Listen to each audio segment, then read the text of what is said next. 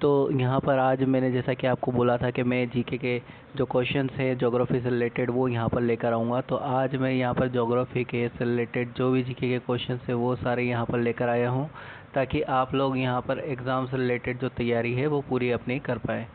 तो यहाँ पर हम स्टार्ट करते हैं जीके के इन क्वेश्चन से। ये सबसे पहले हम लोग बात करते हैं सौरमंडल की और उसके ग्रह की। तो यहाँ पर आपने अगर मेरे पिछले जो वीडियो है वो अगर नहीं देखी है तो वो प्लीज़ एक बार आप जाकर देख लें, ताकि आपको जो मैं ये क्वेश्चंस करवा रहा हूँ ये किस चीज़ से रिलेटेड है आपको यहाँ पर समझ में आ जाए। अगर आपने चैनल को सब्सक्राइब नहीं किया है, लाइक नहीं किया है, शेयर नहीं किया है तो प्लीज़ एक बार कर दे, ताकि और लोगों तक भी ये वीडियो पहुंच सके। यहाँ पर मैं आपको जो क्वेश्चंस कराने वाला हूँ वो क्वेश्चंस किन किन एग्ज़ाम से मेरे रिलेटेड थे वो सारे मैं आपको यहाँ पर बता रहा हूँ। ये एमपी पुलिस,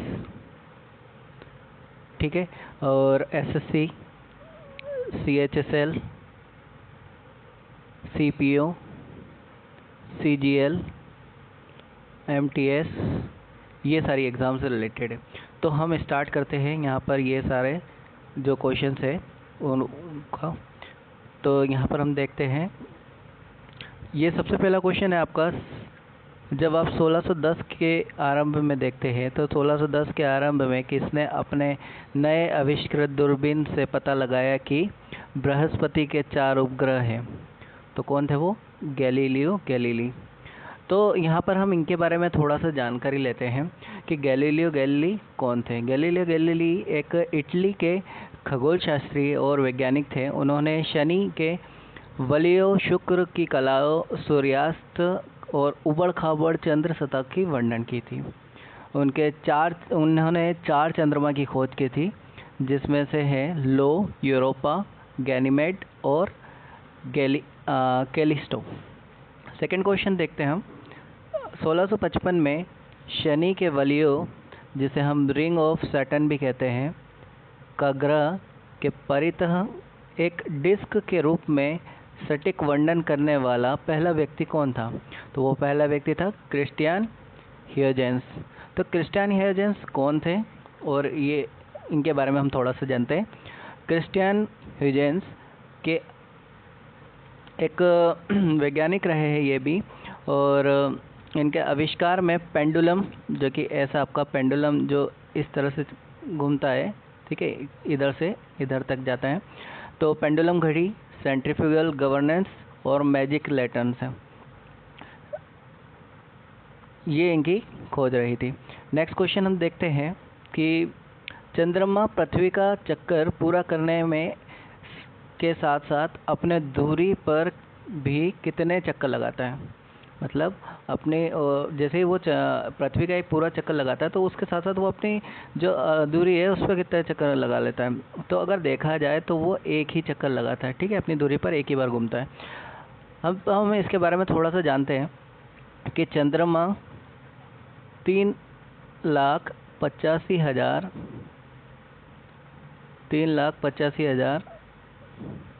किलोमीटर की औसत दूरी पर ग्रह की परिक्रमा करने वाला पृथ्वी का एकमात्र प्राकृतिक उपग्रह है। चंद्रमा की उपस्थिति हमारे ग्रह के स्थिर करने और हमारी जलवायु को संतुलित करने में मदद करती है। हमारे ग्रह की एकल कक्षा में चंद्रमा 27.3 पृथ्वी दिवस लेता है, उतना ही समय जितना समय उपग्रह को अपनी दूरी पर एक बार घूमने में लगता है। ह्यूजेस चंद्रमा का सबसे बड़ा ऊंचा पर्वत है। कौन सा ऊंचा पर्वत है? ह्यूजेंस। एक सेकेंड, ठीक है, तो ह्यूजेंस।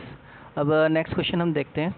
पृथ्वी का मौसम में तभी परिवर्तन के कारण होते हैं। तो पृथ्वी में मौसम में जो परिवर्तन आता है उसका कारण क्या है? तो उसका कारण है सूर्य। ये जो सूर्य है वही पृथ्वी में परिवर्तन का कारण है। अच्छा, अब ये कैसे होता है? तो पृथ्वी का मौसम सूर्य की गर्मी और हवा की गति के कारण होता है। ज्वार बहुत लंबी अवधि की तरंगें जो चंद्रमा और सूर्य द्वारा लगाए गए बलों के जवाब में समुद्र के माध्यम से चलती है। एक वृहत ज्वार एक नए पूर्णिमा के दौरान ज्वार के वृहत आगे और संदर्भित करता है। वृहत ज्वार के 7 दिन बाद मंद ज्वार मध्यम ज्वार की अवधि को संदर्भित करता है, जब सूर्य और चंद्रमा एक दूसरे के समकोण पर होते हैं। नेक्स्ट क्वेश्चन देखते हैं। तारे, ग्रह, चंद्रमा निम्न में से कौन खगोल पिंड नहीं है? ये इन तीनों में से कौन खगोल पिंड नहीं है? तो ऐसा है कि ये सारे ही खगोल पिंड है, इनमें से ऐसा कोई भी नहीं है जो खगोल पिंड नहीं हो, है ना। तो ये सारे ही खगोल पिंड है। अच्छा, नेक्स्ट क्वेश्चन देखते हैं। ब्रह्मांड के विस्तार की अवधारणा की खोज किसने की थी? तो एडविन हबल ने इसकी खोज की थी। किसने की थी? Edwin Hubble. एडविन हबल का नियम यह है कि आकाशगंगा पृथ्वी से उनकी दूरी और समानुपाती गति से दूर जा रही है। दूसरे शब्दों में, जितनी दूर है उतनी ही तेजी से वे पृथ्वी से दूर जा रही है। ठीक है, तो नेक्स्ट हम क्वेश्चन देखते हैं। विनोद सतह पर तरल पानी वाले एकमात्र ग्रह के बारे में बात करते हैं। वह कौन सा ग्रह है जिसमें पानी है, जिसकी सतह पर पानी है? तो वो पृथ्वी है। ठीक है। अगर हम देखें तो पृथ्वी पर मिट्टी, वायु, जल, जीवन सभी है। तो यहाँ पर विनोद पृथ्वी की बात कर रहे थे। ठीक है, नेक्स्ट हम देखते हैं नेक्स्ट क्वेश्चन। तो नेक्स्ट क्वेश्चन पे हम चलते हैं। मंडल में किस ग्रह को पृथ्वी का जुड़वा ग्रह कहा जाता है? तो कौन सा ग्रह है जिसको पृथ्वी का जुड़वा ग्रह कहते हैं? शुक्र ग्रह को। क्यों? क्योंकि यह पृथ्वी की जुड़वा बहन है। पृथ्वी का आकार इसके आकार के सिमिलर ही होता है, तो इन दोनों के सिमिलर आकार होने की वजह से इसे पृथ्वी की जुड़वा बहन या पृथ्वी का जुड़वा ग्रह भी कहा जाता है। अच्छा, किसे ग्रह नहीं माना जाता? तो ऐसे बहुत सारे लक्षण होते हैं जिसकी वजह से किसी भी प्लेनेट को ग्रह नहीं माना जाता। तो हम लोग यहाँ पर प्लूटो की बात कर रहे हैं। ठीक है। अच्छा, इसको ग्रह की लिस्ट में से बाहर किया गया था, और वो कब किया गया था वो हम देखते हैं यहाँ पर। अगस्त 2006 में अंतर्राष्ट्रीय खगोल संघ ने IAU ने प्लूटो को बौने ग्रह की स्थिति से बाहर कर दिया। इसकी खोज क्लाइड W. टॉमबाग ने की थी। प्लूटो के कितने चंद्रमा हैं? 5 चंद्रमा हैं। कितने हैं? 5 चंद्रमा, जिनके नाम चारोन, स्टाइक्स, निक्स, कॉर्बरस और हाइड्रा है। नेक्स्ट क्वेश्चन हम देखते हैं। कौन शनि का सबसे बड़ा उपग्रह है? तो शनि का सबसे बड़ा उपग्रह कौन सा है? टाइटन। जो टाइटन ग्रह है वो शनि का सबसे बड़ा उपग्रह है। लेकिन शनि के सबसे बड़े और दूसरे सबसे बड़ा जो उपग्रह है, 2 सबसे बड़े उपग्रह हैं, वो है टाइटन और रिया। पहला तो हो गया टाइटन, और दूसरा जो है वो रिया है। ठीक है, दूसरा क्या है? रिया। ठीक है, नेक्स्ट हम देखते हैं।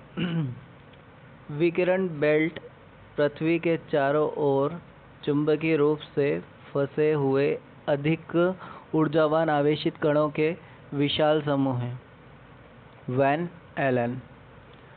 अच्छा, तो यहाँ पर वैन एलन ये कहते हैं कि जो आपकी पृथ्वी है उसमें विकिरण बेल्ट जो चुंबकीय रूप से फंसे हुए अत्यधिक ऊर्जावान आवेशित कणों के विशाल समूह हैं, वो पृथ्वी को घेरे हुए हैं। ऑरोरा जो आपकी जैसे ध्रुवीय रोशनी या ऑरोरा पोलरिस के रूप में भी जाना जाता है। पृथ्वी के आकाश में एक प्राकृतिक प्रकाश प्रदर्शन है जो मुख्य रूप से उच्च अक्षांश क्षेत्रों में देखा जा सकता है। ठीक है, नेक्स्ट क्वेश्चन हम देखते हैं। अच्छा एक सेकेंड, नेक्स्ट क्वेश्चन देखने के पहले मैं ये थोड़ा सा साफ़ कर दूं ताकि आप लोगों को यहाँ पर क्लियरली समझ में आए कि क्या चल रहा है। ठीक है, तो यहाँ पर किस खगोलीय पिंड में चारोन नामक एक प्राकृतिक उपग्रह है? तो वो कौन सा खगोलीय पिंड है? प्लूटो। तो प्लूटो में का एक प्राकृतिक उपग्रह है जिसका नाम चारोन है। चारोन को प्लूटो एक के नाम से भी जाना जाता है। यह बोने ग्रह के नाम से भी जाना जाता है। इसका औसत त्रिज्या 606 किलोमीटर है जिसका व्यास आधा और प्लूटो के द्रव्यमान का 8वां हिस्सा है। नेक्स्ट क्वेश्चन पे हम चलते हैं। आप सबसे प्रसिद्ध नक्षत्रों में से एक को क्या कहते हैं जिसे हम गर्मियों के दौरान रात की शुरुआती भाग में देख सकते हैं? Ursa major. उर्सा मेजर वही भाग है जिसे हम देख सकते हैं गर्मियों के दौरान रात में। शुरुआती भाग में देखा जा सकता है वह उर्सा मेजर है। इसे बिग डिपर, ग्रेट बियर या सप्तर्षि के नाम से भी जाना जाता है। सप्तऋषि के नाम से भी जाना जाता है।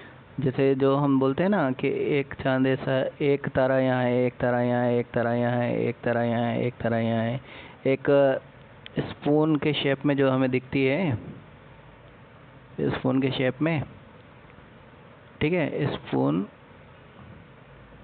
के शेप में जो हमें दिखती है ना, वो जो है वो एक सप्तऋषि का जो तारा, सप्तऋषि का एक झुंड होता है ना, जिसे मैंने पहली वीडियो में बताया था, उसे ही हम उर्सा मेजर कहते हैं। अच्छा नेक्स्ट क्वेश्चन पे आते हैं। कौन हमारे सौर मंडल का एक बौना ग्रह है? तो वो है माकेमैक। ठीक है, माकेमैक हमारे सौर मंडल का एक बौना ग्रह है। माकेमैक एक बौना ग्रह है और उस शायद उत्कृष्ट आबादी में दूसरा सबसे बड़ा कुइपर बेल्ट ऑब्जेक्ट है जिसका व्यास प्लूटो के लगभग 2/3 व्यास के बराबर है। अच्छा नेक्स्ट क्वेश्चन पे हम आते हैं। कौन सा सौर मंडल का सबसे हवादार ग्रह है? तो कौन सा ग्रह है वो? तो वो ग्रह है नेपच्यून।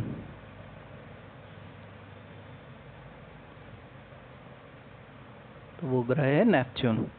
ठीक है, अब ये इसके बारे में हम थोड़ा सा देखते हैं। नेपच्यून सौरमंडल का सबसे तेज हवा वाला ग्रह है। नेपच्यून सूर्य से 8वां और सबसे दूर का ज्ञात सौर ग्रह है। यह पृथ्वी के द्रव्यमान का 17 गुना है और नेपच्यून अंधकार में ठंडा और बहुत हवा वाला ग्रह है। ठीक है, तो ये हो गई नेपच्यून के बारे में बातें। अब नेक्स्ट हम देखते हैं यहाँ पर, ठीक है, नेक्स्ट हम देखते हैं पूर्णिमा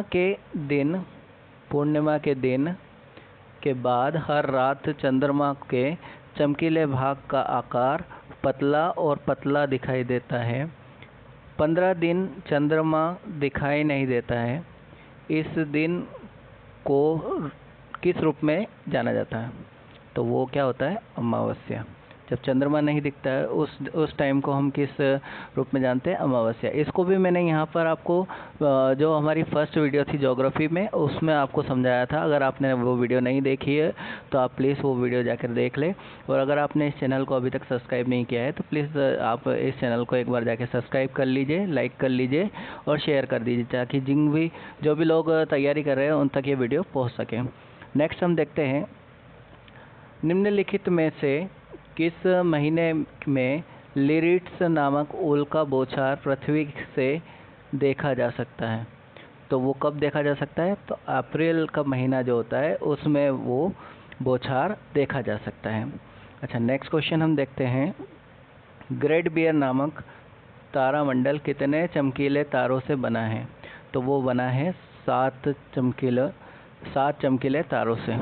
ठीक है, जो हमने सप्तऋषि के बारे में बात करी थी ना, वही है ये। नेक्स्ट हम देखते हैं किस ग्रह के उपग्रह की संख्या सबसे अधिक दिखे? तो किसके ग्रह सबसे अधिक है? तो शनि जो ग्रह है उसके तारों की संख्या, उसके उपग्रहों की संख्या सबसे अधिक है। ठीक है, तो ये एक क्वेश्चन हो गया। अच्छा, अब हम इसके बारे में थोड़ा सा जानकारी और लेते हैं। जो शनि ग्रह है, ठीक है, जो शनि ग्रह है उसके बारे में हम यहाँ पे नीचे समझते हैं। शनि ग्रह, जैसे कि हम शनि ग्रह, रुको एक सेकेंड, शनि ग्रह जो है उसके जो ग्रहों की संख्या है वो यहाँ पर उपग्रहों की जो संख्या है वो 82 है। और अगर हम बुध की बात करें तो बुध का एक भी उपग्रह नहीं है।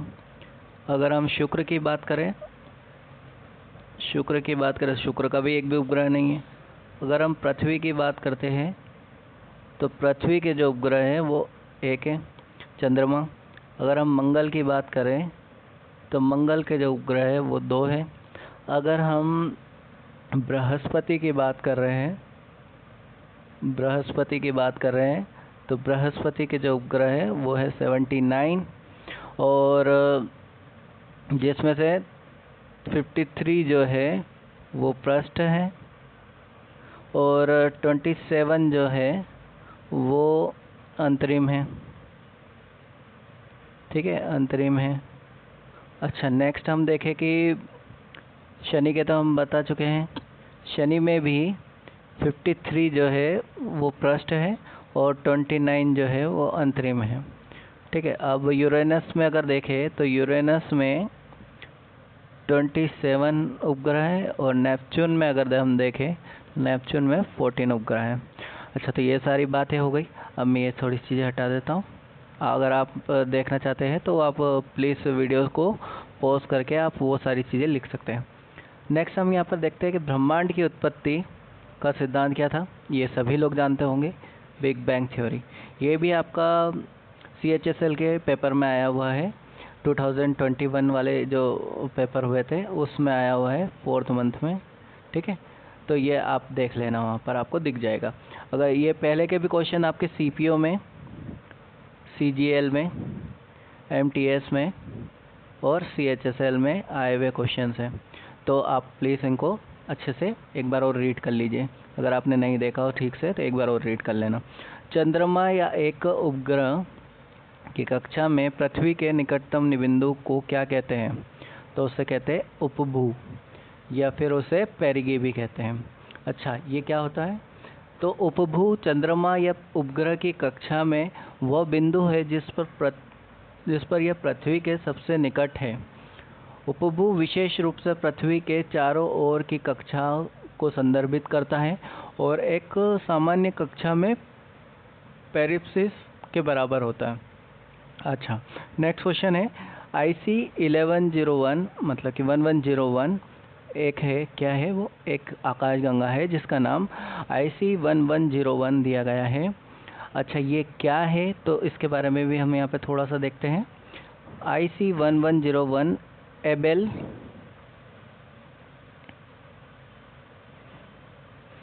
एक सेकेंड यहाँ पर, ठीक है, तो ये है एबेल 2029 आकाशगंगा। ठीक है, समूह के केंद्र में एक विशाल अंडाकार आकाशगंगा है और सबसे बड़ी ज्ञात आकाशगंगाओं में से एक है। ठीक है, नेक्स्ट हम देखते हैं 2 क्रमागत अमावस्या के बीच लगभग कितने दिनों की अवधि होती है? तो वो अवधि होती है 29.5 की। 2 अमावस्याओं के बीच अनुमानित अवधि 29.5 दिन की होती है। एक पूर्णिमा और उसी चरण की अगली पुनरावृत्ति के बीच का समय अंतराल एक सिनोडिक महीना होता है। औसतम लगभग 29.5 दिन के बराबर होता है। इसलिए उन चंद्रमा कैलेंडर में जिनके प्रत्येक माह अमावस्या के दिन से शुरू होते हैं, पूर्णिमा चंद्रमास के 14 या 15 दिन में पड़ती है। ठीक है, तो जैसे 14 दिन क्या रहता है, पूर्णिमा रहती है, और एक सेकेंड, हाँ, 14 दिन जो रहती है वो क्या रहती है, पूर्णिमा रहती है, और 14 या 15 दिन क्या रहती है, अमावस्या रहती है। चंद्रमा की त्रिज्या होती है 1.74 ठीक है। अपसौर की घटना के दौरान पृथ्वी और सूर्य के बीच अनुमानित दूरी रहती है 152 मिलियन किलोमीटर। नेक्स्ट हम देखते हैं कौन सा ग्रह सल्फ्यूरिक अम्ल की सफ़ेद और पीले बादलों की मोटी परत पे बना हुआ है, तो वो है शुक्र ग्रह। ठीक है, क्या है? शुक्र ग्रह। पृथ्वी में चुंबकीय क्षेत्र में के जिम्मेदार है भारी कोर, क्योंकि पृथ्वी के जो मैग्नेटिक इफेक्ट है वो उसकी भारी कोर से बनती है। मंद ज्वार भाटा कब आता है? जैसा कि हम लोग पहले भी बात कर चुके हैं, मंद ज्वार भाटा बड़े ज्वार भाटा के बाद आता है जब सूर्य और चंद्रमा पृथ्वी में से समकोण पर रहते हैं। रात्रि में आकाशगंगा में चमकने वाले पिंडों को किस नाम से जाना जाता है? तो वो है खगोलीय पिंड। जो खगोलीय पिंड है उन्हीं को आपके चमकने वाले पिंडों के नाम से जाना जाता है। तो उम्मीद है आज की जो वीडियो है उसके जो क्वेश्चंस है आपको समझ में आए होंगे। और ये जो क्वेश्चंस है ये आपकी जो एग्ज़ाम्स है एसएससी की जितनी भी पेपर हुए उसमें आए हुए क्वेश्चंस है, तो प्लीज़ इन्हें बहुत अच्छे से आप एक बार देख लीजिए, क्योंकि अगली वीडियो भी इसी से रिलेटेड आएगी और इसमें जो इम्पोर्टेंट क्वेश्चंस है वही मैं यहाँ पर लेकर आ रहा हूँ। तो प्लीज़ मेरे चैनल को शेयर, लाइक और सब्सक्राइब कर दीजिए ताकि ये वीडियो जो मैं आगे भी बना सकूँ और मुझे इंस्पिरेशन मिले आगे भी आपको इस टाइप की वीडियो बनाने के लिए। तो please share and subscribe that video. Mahakal education आपका स्वागत करता है।